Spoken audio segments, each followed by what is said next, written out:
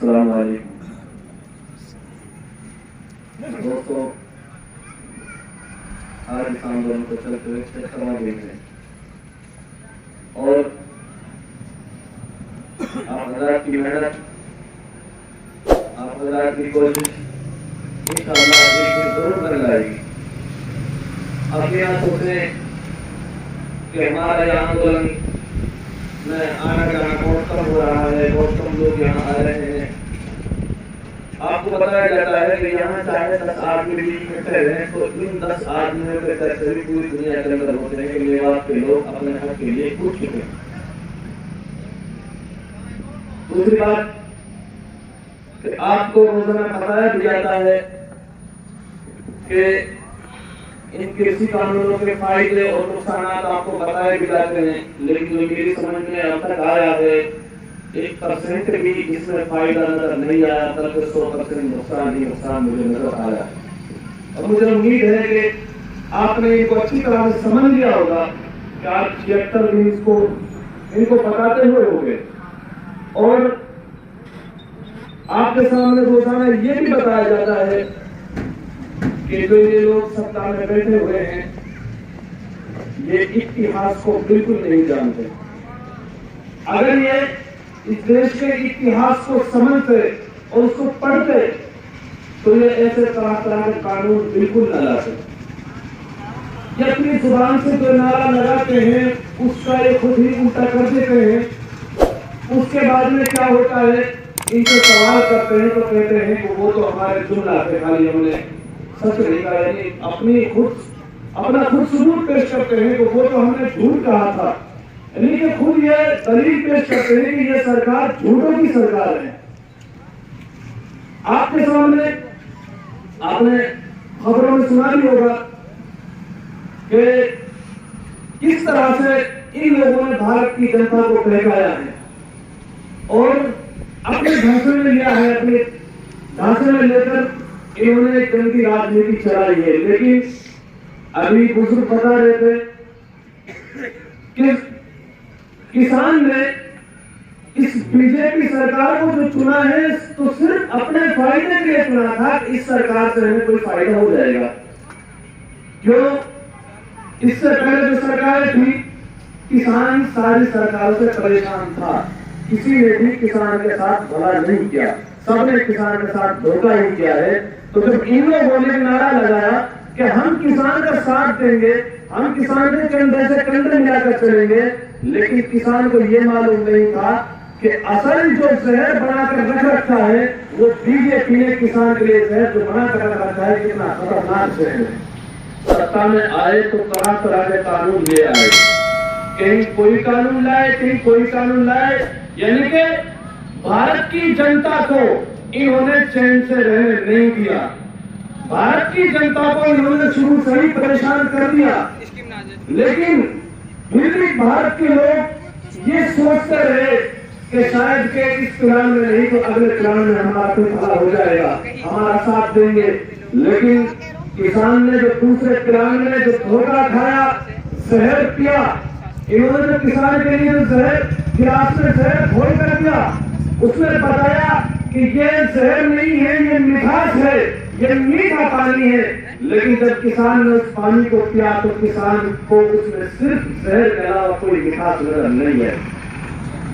किसान ने कहा कि हम तुम्हारे ढांचे को समझ गए कि तुम किस तरह से बहका रहे हो, फिसला रहे हो और तुम इस ढांचे को दे देकर अपनी गंदी राजनीति चलाते हैं।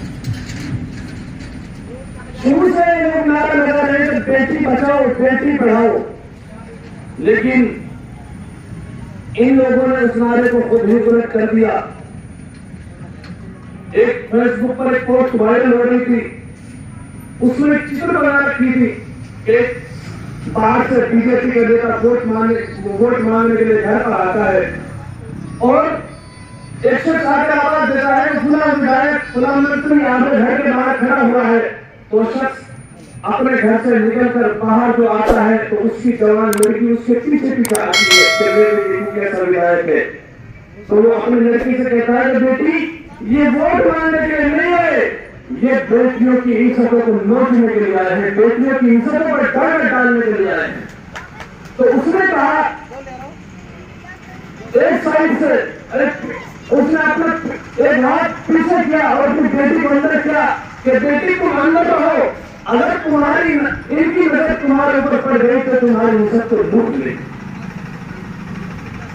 अब दूसरी बात कि शुरू से कह रहे हैं कि बेटी बचाओ बेटी पढ़ाओ, तो खुद ने उलट कर दिया। तो कितनी बेटियों ने और कितनी बेटियों पर अत्याचार हुआ कि इन्होंने उन बेटियों की इज्जतों को लूटा, और जब उन बेटियों के परिवार वाले उनकी इंसाफ के लिए आवाज उठाते हैं तो उनकी आवाज को दबा दिया जाता है। अब कानून लाए हैं किसानों पर, खेती पर कानून लाए हैं, और मैं रोजाना आपसे कहता हूं कि वो 3 कानून है किसान के लिए, सिर्फ 3 कानून नहीं, वो लिखाई शायरी नहीं, वो सिर्फ 3 कानून किसान के लिए 3 फांसी के फंदे हैं, फांसी के घर हैं। अगर किसान घर के अंदर खामोश रहा, अपने हक की आवाज नहीं उठाई, तो वो 3 कानून फांसी के फंदे जो है वो तीनों के तीनों किसान के गले के अंदर आ जाएंगे, किसान उसका लटक जाएगा और फिर किसान को सिर्फ मौत के अलावा कोई चीज नजर नहीं आएगी, पछताना ही बाकी रहेगा। तो मैं कहता हूं कि हमें अपनी बेटी भी बचानी है, खेती भी बचानी है। कैसे बचानी है कि जो लोग सत्ता में बैठे हुए हैं ना, इनके पास ना तो बेटी है और ना खेती है। अगर इनके पास खेती होती, ये जमींदार होते, किसान होते, तो इस तरह के काले कानून लाते ही नहीं। इनको मालूम हो जाता कि किसान का क्या हक है, किसान की क्या मेहनत है, किस तरह से किसान मेहनत करता है, किस तरह से किसान मजदूरी करता है। और अगर इनके पास बेटी होती तो ये उस वक्त तो ये बेटी के बारे में नहीं सोचते कि हम अगर किसी की बहन बेटी पर गलत नजर डालेंगे, किसी की बहन बेटी की इज्जत को नोचेंगे, तो बेटी के हक को भी अच्छी तरह जानते। तो इन्होंने ना तो इनके पास ना तो बेटी है ना इनके पास खेती है। तो हमें बेटी भी बचानी है और हमें खेती भी बचानी है, हमें नस्ल भी बचानी है, हमें फसल भी बचानी है।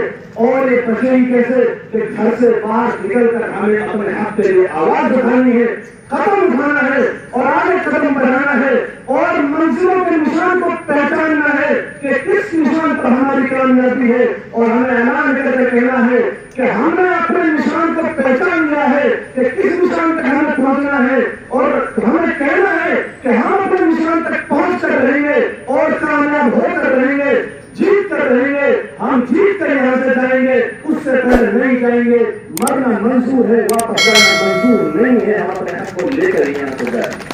तो मैं आप हजरात से गुजारिश करूंगा कि आप हजरात अपने इस सुनहरा बोर्ड आंदोलन को मजबूत बनाएं। और एक बात मैं आपके लिए बताऊं कि ये लोग जो आप खामोश बैठे हुए हैं, जो किसानों के सवालों का जवाब भी नहीं दे रहे, ये सिर्फ आपकी जीत की निशानी है। किसान जीत चुका, बीजेपी सरकार हार चुकी, बीजेपी के लोग हार चुके, अंपायर डाली हार चुके। ये सिर्फ आपकी जीत की निशानी है। और अब किसान जो इस आंदोलन को मजबूत कर रहे हैं, किसान जो अपने हक को, अपने किसानी का सबूत दे रहे हैं, असल वक्त अब किसानी का सबूत देने का है। कि किसान कह रहा है कि हम खेत में खड़े होकर खेती कर रहे हैं और वक्त मिलने पर हम आंदोलन में जाते हैं, अपने आंदोलन को मजबूत करते हैं। किसान कह रहा है कि हम खेती में खड़े होकर भी अपने हक को मांगेंगे, हम धूप में खड़े होकर भी, खेती में खड़े होकर भी अपने हक को मांगेंगे। किसान सबूत दे रहा है कि इन्होंने कुछ दिन पहले कहा था कि किसान नहीं है तो पैसों से खरीदे हुए लोग हैं। अब किसान कह रहा है कि आ जाओ खेती में और देख लो हम पैसों से खरीदे हुए लोग हैं, असलियत के किसान है। किसान आवाज देकर बोल रहा है कि अगर तुम्हें हमारी असलियत को देखना है और अच्छा सबूत हमसे लेना है तो खेती में आकर देखो कि किसान किस तरह से मेहनत करता है और कितनी कड़ी धूप में खड़ा बैठ कर किसान खेती काटता है।